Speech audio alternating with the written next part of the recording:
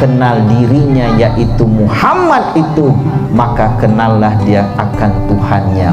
Maka tidak salah, wajar kalau seandainya para ulama itu mengatakan bahwa Muhammad itu adalah pintu untuk sampai kepada Allah.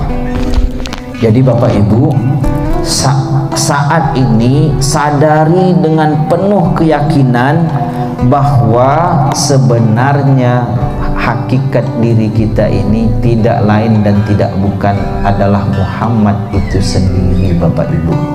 Maka itu pada tingkatan hakikat, maka man arafa nafsahu, siapa yang mengenal dirinya, berarti dirinya itu adalah hakikatnya Muhammad.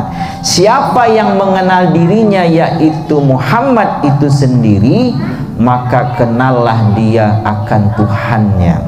Itu tingkatan hakikatnya. Tapi naik tingkatan ma'rifat, man arafa nafsahu, siapa yang mengenal akan dirinya yaitu Tuhan juga yang bernama Muhammad, maka fakat arafa rabbahu, maka akan kenallah dia kepada Tuhannya, karena Muhammad itu tidak lain dan tidak bukan sebenar-benarnya adalah dirinya, wujudnya dan sifatnya Tuhan, Bapak Ibu. Lalu kemudian Muhammad itu berjasad, maka bernamalah dia dengan Adam.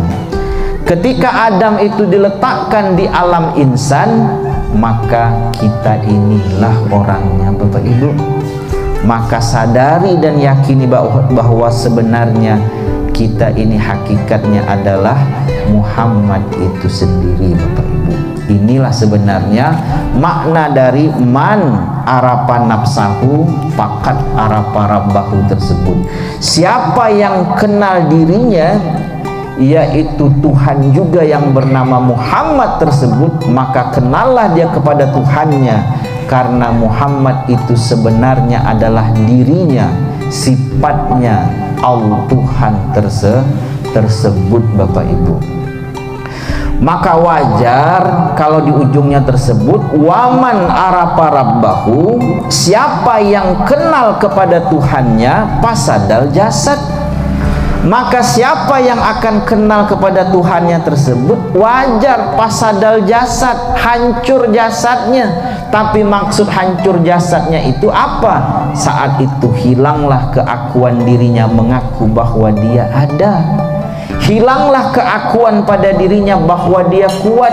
Hilanglah keakuan pada dirinya bahwa dia itu punya kehendak. Hilanglah keakuan pada dirinya kalau dia itu punya ilmu, sehingga hancur jasadnya, ludas, hilang, kosong dirinya, tidak ada keakuan diri. Kenapa? Karena dia sudah mengenal hakikat dirinya itu tak ada.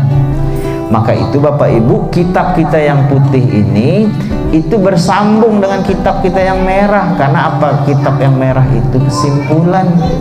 Jadi Bapak Ibu, kalau Bapak Ibu runutkan terus, maka pada akhirnya sampailah kepada titik bahwa sebenarnya kita ini memang nyata, senyata-nyatanya kita ini tak ada, Bapak Ibu.